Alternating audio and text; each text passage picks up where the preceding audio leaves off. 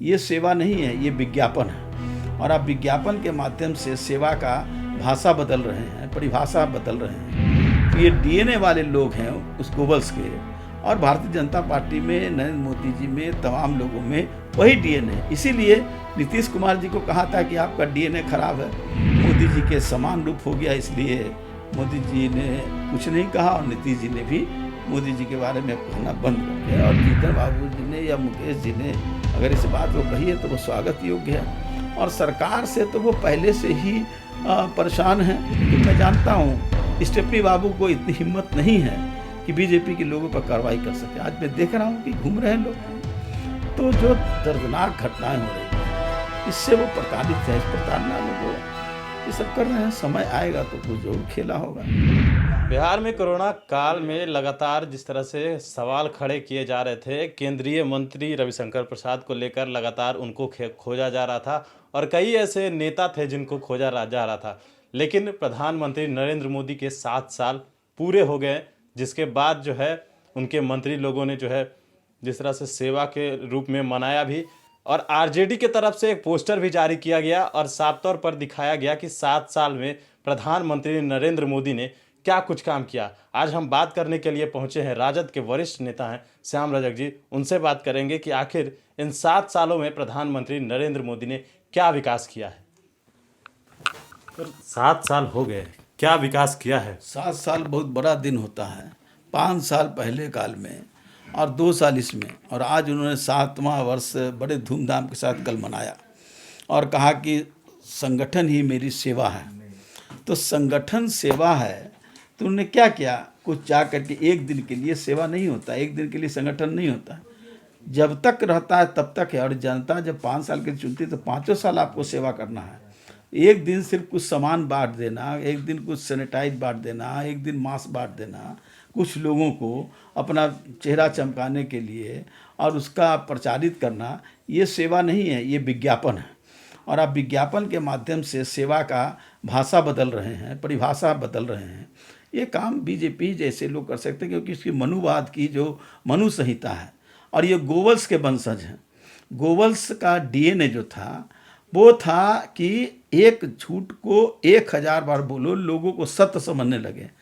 तो ये डीएनए वाले लोग हैं उस गोवल्स के, और भारतीय जनता पार्टी में, नरेंद्र मोदी जी में, तमाम लोगों में वही डीएनए है। इसीलिए नीतीश कुमार जी को कहा था कि आपका डीएनए खराब है। तो नीतीश कुमार जी ने और हम लोग भी जो थे अपना अपना बाल और नाखून दे देने का काम किया कि जांच कर लीजिए। लगता है कि नीतीश जी का डीएनए मोदी जी के समान रूप हो गया, इसलिए मोदी जी ने कुछ नहीं कहा और नीतीश जी ने भी मोदी जी के बारे में कहना बंद कर दिया। ये दोनों का डीएनए एक हो गया। तो जो डीएनए जिनका एक है तो इसी तरह की भाषा बोलते, इसी तरह के काम करते हैं। बिहार में जिस तरह से बात कर ले कि जो जीतन राम मांझी हैं और मुकेश सहनी, इन दिनों लगातार जो है वो सरकार के खिलाफ में जो बात कर ले, पत्रकार पे जो हमला हुआ उस पर जीतन राम मांझी ने भी प्रतिक्रिया दी, मुकेश सहनी ने भी प्रतिक्रिया दी। क्या लग रहा है कि बिहार की राजनीति क्या कुछ बदलाव होने जा रही है? देखिए, राजनीति बदलाव होने जा रही है या नहीं होने जा रही है, इस पर मुझे कोई बहुत ही स्पष्ट रूप से कहना नहीं है। लेकिन इतना मैं कहूँगा कि जीतन बाबू वरिष्ठ नेता हैं और वो बेबाक हैं, सभी चीज़ों पर स्पष्ट रूप से कहते हैं।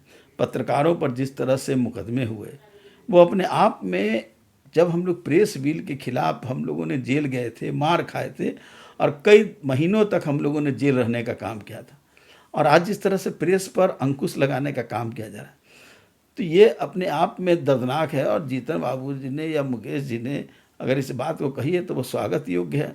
और सरकार से तो वो पहले से ही परेशान हैं। उन्होंने भी कहा है, हम तो कह रहे हैं कि आज दलित जो मारे जा रहे हैं, कोई ऐसा जिला नहीं है जहाँ प्रतिदिन 5 से 7 दलितों के साथ अत्याचार, व्यभिचार नहीं हो रहा है, जिनके साथ हत्या नहीं हो रही है। इस बात को जीतन बाबू को दर्द नहीं हो रहा है क्या? मुकेश सहनी को दर्द नहीं हो रहा है क्या? निश्चित दर्द हो रहा होगा, और वो स्पष्ट रूप से न कह रहे हो, लेकिन अस्पष्ट रूप से तो इस बात को कह ही रहे हैं। तो जो दर्दनाक घटनाएं हो रही है इससे वो प्रताड़ित है। इस प्रताड़ना में वो ये सब कर रहे हैं। समय आएगा तो कुछ जरूर खेला होगा। खेला हो गए, खेला तो निश्चित होगा जब जो लोकतंत्र में विश्वास करेंगे, बिहार की आम जनता जिसके प्रति प्रतिबद्ध है, बाबा साहब अम्बेडकर और संविधान के प्रति प्रतिबद्ध है, जो भी राजनेता, जो भी जनप्रतिनिधि, जो भी सामाजिक कार्यकर्ता, तो उनके लिए तो असहनीय ही ये कार्य है, असहनीय ये दृष्टि है, असहनीय ये दशा है। और ये जब ये दशा होगी तो दर्द होगा सीने में, और दर्द होगा तो अपनी बात जुबान पर कहेंगे, और जुबान पर कहेंगे तो मन भी और मस्तिष्क भी इस बात की दुहाई देगा कि हम जनता के साथ हैं। कहीं ना कहीं बीजेपी और जेडीयू के जिस तरह से बात कर ले दोनों के रिश्ते की, तो मुख्यमंत्री नीतीश कुमार ने एक पत्र निकाला था जिसमें कहा था कि कोई विधायक और कोई मंत्री बाहर नहीं निकलेंगे, लेकिन बीजेपी के जो विधायक हैं वो अपने नेतृत्व से लगातार सवाल खड़े कर रहे थे कि आखिर मुख्यमंत्री नीतीश कुमार ने ऐसा क्यों किया। देखिए, नियम और नीति बराबर होती है। किसी राष्ट्र के लिए, किसी राज्य के लिए एक तरह का नीति बनती है।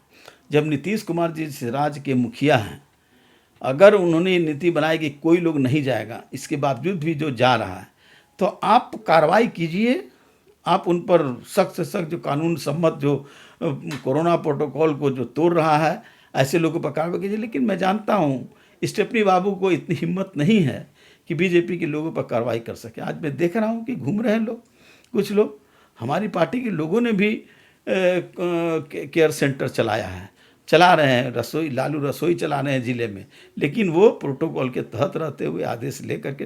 कोई ऐसा ज़िला नहीं है जहां राष्ट्रीय जनता दल के आमा गठबंधन के लोग काम नहीं कर रहे हैं।